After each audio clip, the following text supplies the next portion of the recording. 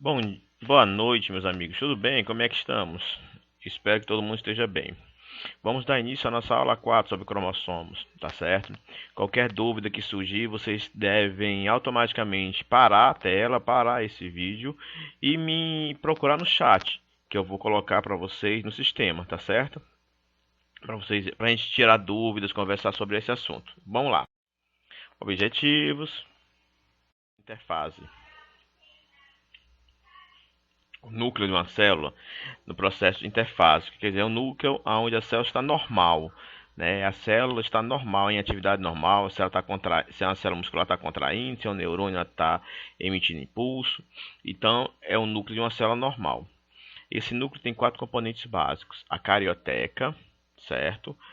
Que é a membrana que envolve o núcleo, tá vendo aqui? Temos o carioplasma, que seria o citoplasma do núcleo. Depois nós temos o nucleuro, que é o núcleo do núcleo, é uma região que iremos falar mais na frente, responsável por produzir ribossomos. E a região da cromatina, representada aqui por essa estrutura, que chamamos filamento de cromatina, tá certo? Que na realidade é o DNA, são as fitas de DNA.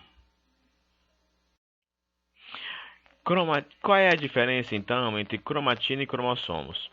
Né? Cromatina e cromossomos é a mesma fita de DNA em momentos diferentes da célula. A cromatina, aqui mostrada, olha aqui o filamento. Você tem uma região aberta e depois ela enrolada, aberta e enrolada. Certo? Aqui a célula está na fase interfásica, que é aquela fase onde a célula está em atividade normal. Se contrair, é para contrair. Se é para emitir impulso, ela está emitindo impulso, ela está fazendo a atividade dela normal. E aqui o cromossomo mostrado na sua forma dupla. Nesse caso aqui, a célula está em divisão ou mitótica ou meiótica. Bom, voltando para cá. A cromatina tem duas regiões importantes. Eucromatina, ó, que a fitinha está aberta, e heterocromatina. A fitinha aqui está enrolada. Quando a fita está desse jeito, na forma de eucromatina, ela vai produzir RNA mensageiro que produz proteína. Então a gente diz que essa região produz proteína.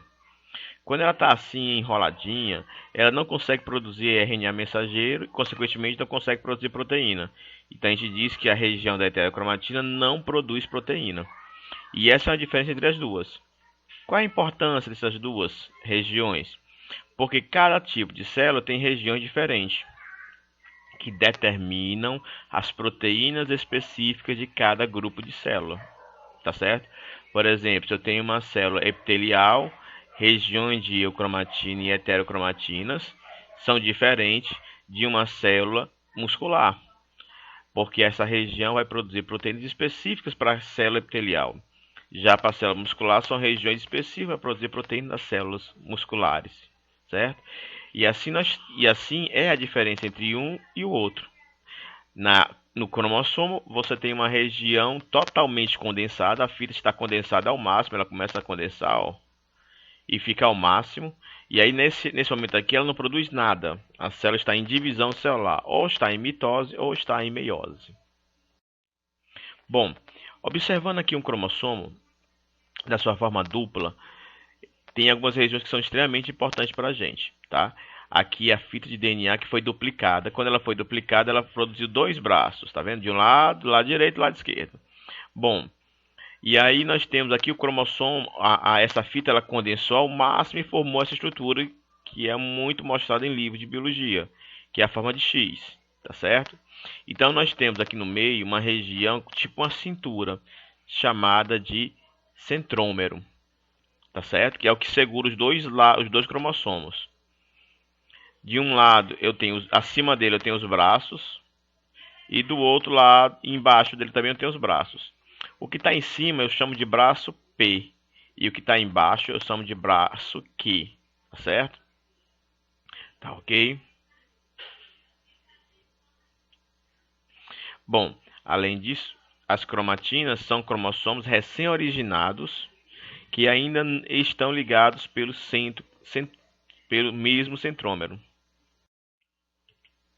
Bom, quando o cromossomo ele atinge aquele formato de X, ele assume quatro formas diferentes que vamos classificar aqui, tá? O centrômero está no meio, tá vendo? O centrômero no meio.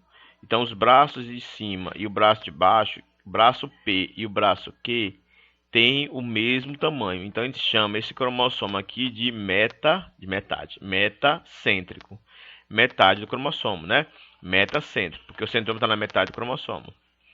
Temos outro aqui que o centrômero está um pouquinho acima, ó. Subiu um pouquinho. Então, essa região é o braço P e essa região é o braço Q. O braço P é um pouco pequeno em relação ao Q. Então, a gente chama isso de porque ele subiu, né? Submetacêntrico. Logo, temos também o acrocêntrico. Vejam que o centrômero ele subiu mais um pouco. O braço P ele é muito pequenininho, mas ele está lá. E o braço Q é muito grande, né? Então, nesse caso, eu chamo ele de acrocêntrico. E existe um quarto tipo de cromossomo, telocêntrico. Veja onde é que está o centrômero. Por ele estar aqui, não tem braço P, ele só tem braço Q, tá certo?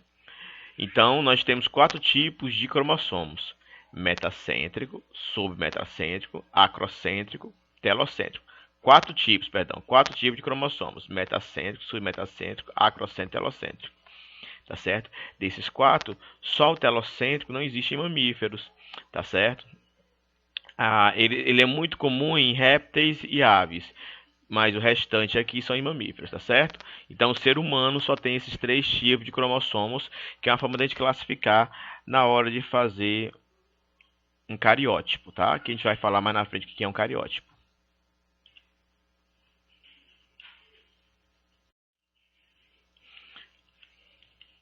Bom, além disso, os cromossomos também, o grupo de cromossomos pode ser chamado de diploide ou haploide.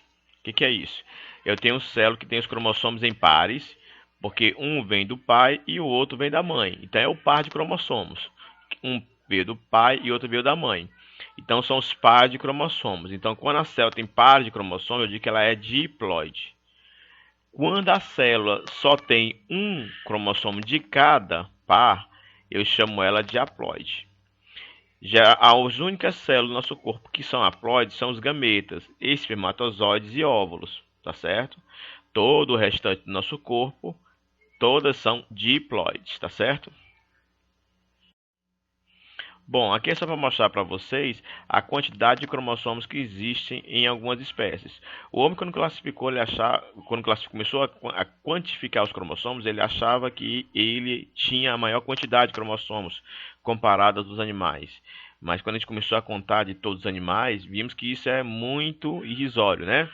O ser humano tem 46 cromossomos, o gorila 48, chimpanzé 48, cachorro, tá? Qualquer espécie de cachorro. Bom, mariposa, essa mariposa aqui, Lisandra atlântica, tem 440 cromossomos, essa borboletinha aqui, tá certo? Bom, Drosophila melanogaster, a mosca da fruta aqui representada, é aquela mosquinha rosinha, vermelhinha, que aparece quando você tem uma banana estragada, né? A banana que fica muito amarela, né? Ela fica com um cheiro muito doce. Então ela atrai essa mosca, né? Que é a Drosophila melanogaster. Tem 8 cromossomos. Bom, essa moscazinha aqui, só por curiosidade, ela foi muito usada no início, quando começamos a estudar os cromossomos, porque era muito mais fácil estudar 8 cromossomos do que 46 cromossomos, certo? Então, muito do que a gente conhece hoje sobre os cromossomos se deve ao estudo dessas moscas. Aí nós temos o arroz, o feijão e o milho e a quantidade de cromossomos de cada um. Bem, aqui nós temos o que nós chamamos de cariótipo, certo? Isso aqui é um cariótipo. O que é um cariótipo? Corresponde ao conjunto de cromossomos de uma espécie em relação ao número, tamanho e forma. Então, lembra aquelas três formas, metacêntrico, submetacêntrico e acrocêntrico? Elas estão aqui, tá? Nós temos aqui o par de cromossomos 1, par de cromossomos 2, o par de cromossomos 3, até o 23º par de cromossomos.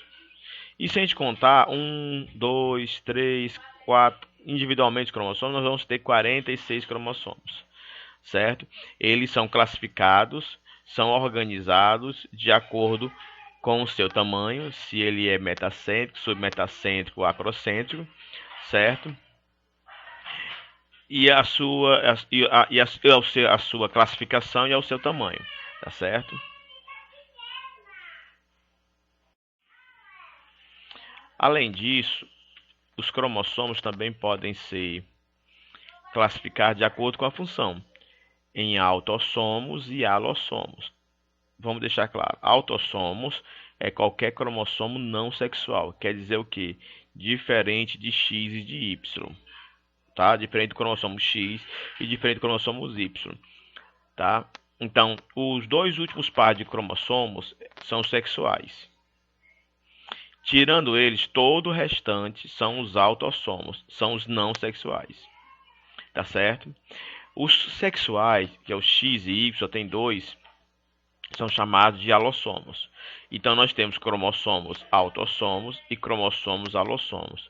Por que essa divisão? Porque existem doenças genéticas que aparecem somente em cromossomos autossomos e doenças genéticas que aparecem apenas em alossomos. E aí quando a gente falar mais na frente em uma herança autossômica, já sabe que é um cromossomo não sexual. Ou falar de herança alossômica, já sabe que é o cromossomo X ou é o cromossomo Y relacionado, tá certo? Para mostrar para vocês só a diferença do cromossomo autossomo e alossomo, tá certo? Esse aqui é o cromossomo X e esse é o cromossomo Y. O cromossomo X é bem maior do que o Y, tá? Mas eles têm uma região, ó, aqui ó, em rosinha claro, que são regiões homólogas, que são iguais. E existe uma região, rosazinho mais escuro, que são regiões não homólogas, quer dizer, são regiões diferentes, certo? Pertencente somente ao X e o outro pertence somente ao Y, tá ok? Graças a essas diferenças é que vão ajudar na determinação do sexo, masculino e feminino e outras características, tá certo? Bom, agora a gente falou dos cromossomos, temos que falar agora de um processo bem interessante chamado divisão celular. A divisão celular é o momento em que a célula se divide. É uma célula só e agora se transforma em duas, tá certo? Esse processo tem dois nomes. Esse aqui, o primeiro, é a mitose e o outro será a meiose. Bom, mas na divisão existem duas regiões bem características.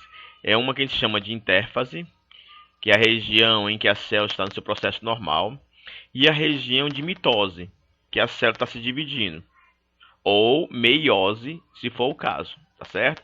Então vamos falar agora e explicar o que acontece na região da intérfase, tá? Que é a região aonde a célula está na sua atividade normal. Se é um músculo está contraindo, se é um neurônio está emitindo impulso, se é uma célula glandular está produzindo secreção, está produzindo, né, um hormônio, tá certo? Bom, observem aqui. Na fase de intérfase, que é essa aqui, ó, ela tem três regiões: fase G1, fase S e a fase G2. G1, S e G2. Na fase G1 é a fase de início, é a fase de síntese de proteína e glicídios, né, carboidratos. Então essa fase aqui ela produz muito material porque ela vai precisar para usar na fase S, que é essa aqui. A fase S. Ah, e uma outra coisa interessante. Essa fase aqui é uma fase muito variada entre as células. Pode variar bastante. Tem células que são de 7 dias, tem células que são de 14 dias, tá certo? Então varia bastante. Por exemplo, a célula da pele, as células da nossa pele é trocada a cada 14 dias, mais ou menos, né? Então ela é muito rápida esse ciclo. Já o neurônio, tem neurônios que não se dividem mais. E tem outros que se dividem vagarosamente. Bom, e aí ela entra na fase S. Fase S, esse S é dessa palavra aqui, ó, síntese. Significa o quê? Duplicação do DNA. Foi o que a gente já viu mais na frente, que é o processo de replicação. Nós vimos o processo de replicação com todas as suas enzimas, né? Helicase, ligase, DNA, polimerase, todas aquelas enzimas. E ela acontece justamente nessa fase aqui, nesse momento. Esse momento ele pode variar de 8 a 10 horas nas células. Nessa etapa aqui, em que a célula está duplicando o DNA, ela para a sua atividade, certo? A sua atividade para que o DNA seja duplicado. Todo o DNA seja duplicado. E aí terminou a duplicação, ela entra na fase G2. Aqui é a fase G2. Fase G2 é uma fase de preparação para entrar ou em mitose ou entrar em meiose. Tá certo? Ou entra numa ou entra na outra. Depende muito do tipo de célula que vai realizar o processo. Ótimo. Então, a fase G2 é uma fase curtíssima, 3 horas, 4 horas, rapidinho. Tá certo?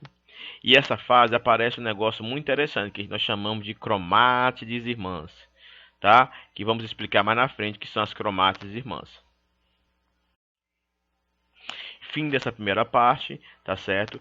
Meninos e meninas, se vocês tiverem dúvida, por favor, entre no chat que eu vou disponibilizar para vocês, para a gente conversar, tá bom?